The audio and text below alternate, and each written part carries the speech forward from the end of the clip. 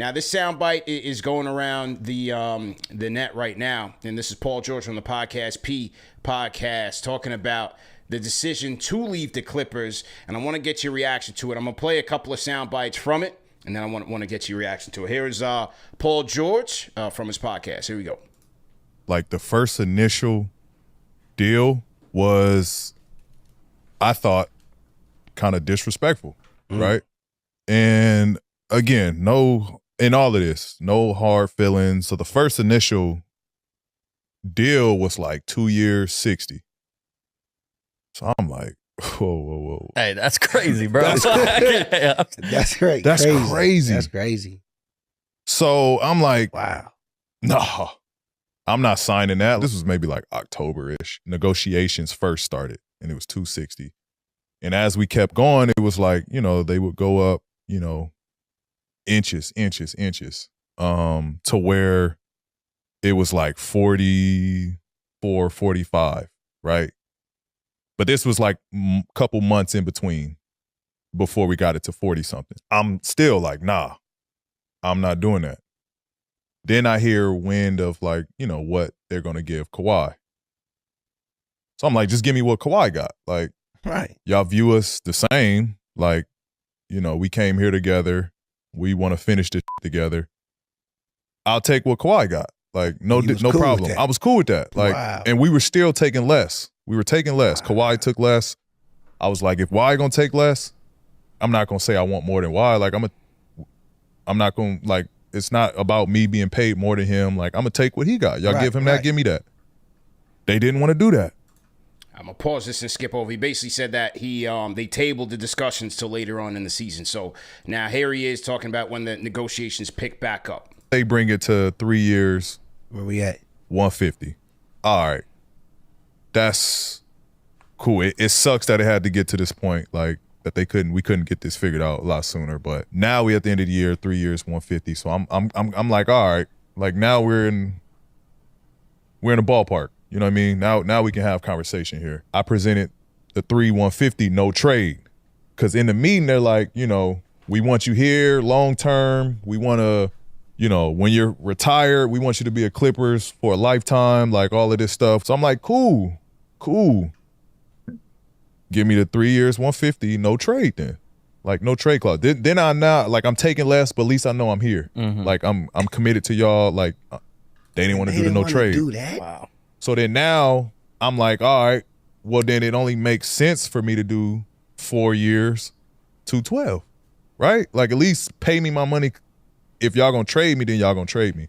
But at least like now I'm not in a situation where I could have got more had I just gone to free agency, then take this deal and then y'all could just ship me wherever I want. And then now I'm on this deal that I didn't want. So they didn't want to do that. So then I was like, now I'm open to entertaining what's out there. And then, I mean, through the negotiations, they wasn't budging. They weren't gonna budge. I wasn't gonna budge. I thought I played well enough for them to, be like, you know what? He's a part of our future. Like, I thought I did that. I thought I earned that.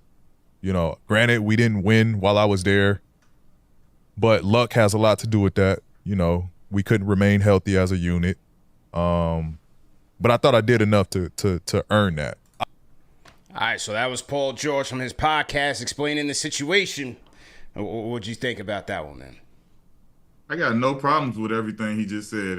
The way things went down, like he showed a humbleness to even continue the process to trying to go there. I mean, we've heard situations where some superstars right off the bat, they feel disrespected. I'm out of here. I'm gone. Like he still said, okay, well, what Kawhi getting that? Like, I feel him. When you're in a situation like that and you've seen how things change in a year or a short time, and he's been traded before, he's seen the temperature and the pulse of the league, how, the team don't or aren't happy with whatever, they'll make a change. So for him to say, okay, if I'm going to do the 150, I'm taking less, and y'all saying y'all want me to be here and we going to retire you and you going to retire here at Clipper and da-da-da-da-da, it shouldn't be an issue to throw that no trade clause in. It's only a 3-year deal. It's not like it's some 6-year deal and you got a no trade clause.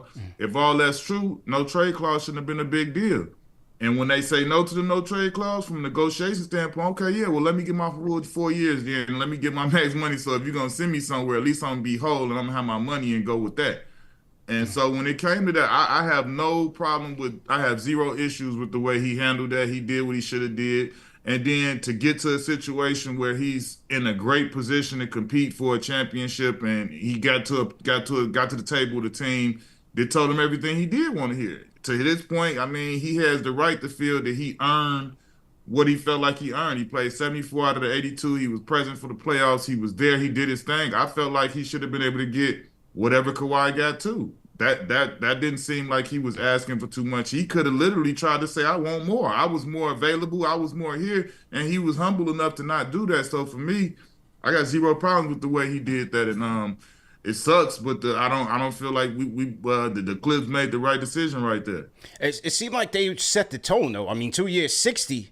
That was crazy. To lowball him off. I know it was in October, but that was like crazy. I mean, it sounds a little more crazy because of what we know now that has happened. But yeah, I think that was to me, that was like, damn, 260, like, nah. So yeah, I don't got a problem with the way PG handled it. At the end of the day, as a player, man, you gotta take care of your business and do what's best for you.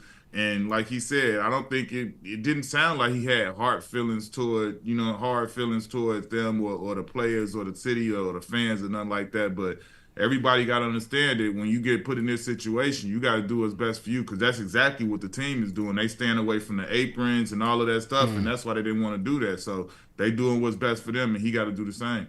Is it hard to be comfortable with a team and an organization knowing that there's clearly a contrast in terms of the value that he felt like he brought to the team, and clearly what they're looking at in terms of protecting their books and things of that nature? Is it hard to really get comfortable when you're playing for an organization knowing that there is a fork in the road at some point? I think everybody's the way I dealt with it, man, you just got to deal with it when it's come your time. You know what I'm saying? Like, you definitely take note and make sure you observing and you seeing what's going on. But you got to deal with your situation when it comes to your situation. Like, you know, that was like an unwritten rule. We don't count nobody else's pockets, and we don't look at this and that. But we very aware, and we very aware of how, like, this our teammate. We see how he feel, and we see how he's being impacted by what's going on, and we take notes of that, mental notes. And then when it come your time, you start seeing any of them signs, you know how to react. What was that like for you? Because when you left the Clippers, you were a restricted free agent, correct? Yep. When you went to Phoenix. So, I mean, that was a team that drafted you. Did you kind of feel like disrespected during those negotiations that led you ultimately to go to Phoenix? No, for me, it was a total different situation, man. I felt like they wanted me to stay. Mike Dunleavy, I talked to him in the 25th hour, Mike Dunleavy Sr., and he was my coach, and he was kind of like the general manager at that point, too.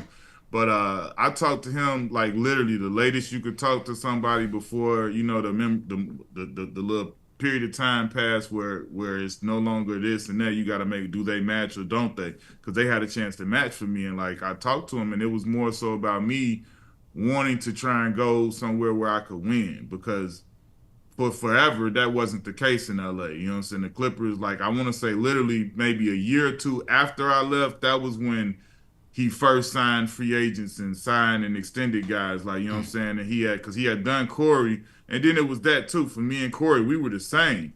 We needed some, you know what I'm saying? Like, as we was boys, but like, we both Corey were McGetty. the same player, and we were like, we needed some of that. So I needed to go this way. He stayed there, and it was like we both got to go do our thing a little bit.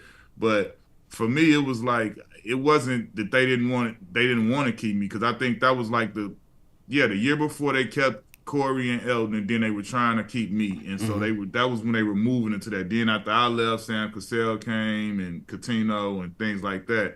But yeah, prior to that, it just didn't seem like that was a situation where we were going to be able to win that. And, you know, obviously I had the 1 year in Phoenix where we did win. Then I came to New York. And then, you know, in this free agency, especially now with the apron, in certain situations, you could have players potentially taking a little bit less right now, especially in New York. Jalen Brunson is kind of on the clock as to whether he's going to extend his contract now, save the Knicks a ton of money so that they could have some flexibility going forward. A similar situation in Phoenix with you, as you described it on the podcast, as Steve Nash did that for you, right? Oh yeah, I mean, but see, for what Steve Nash did, I don't think it was the same scenario that sits here. I think it's going into negotiations. Brunson has to make a decision. Do I take the full max or how much less do I take, and then he'll know how much he'll give the Knicks to work with. For us, we had already agreed to our deals. Like that's what was crazy. But like when we were there to sign our contracts, the luxury tax came in. It came in lower than they had projected. So that meant that it wasn't about who going. It was just like somebody has to, and you already know when you have like if it was left to the agents, it never would have been resolved. It would have been like his agent was on the plane, my agent was in Miami, and then when they brought it to me and Steve, it had no chance to go past us. Steve just said, no, just take it off mine and give it to him. Like this was before I get to call my agent and say, what do we do here? It was none of that. Steve cut the middleman out and just made that call like on the spot. And that's what made it like unbelievable. Like, yo, this is the most unselfish dude I've like. We didn't know each other past him playing for the Mavericks and me playing in LA and just competing against each other and what's up on the court pad. Like for him to do that like that, that right there set the tone of like how he was, his level of unselfishness and how he was able to lead the team the way he did.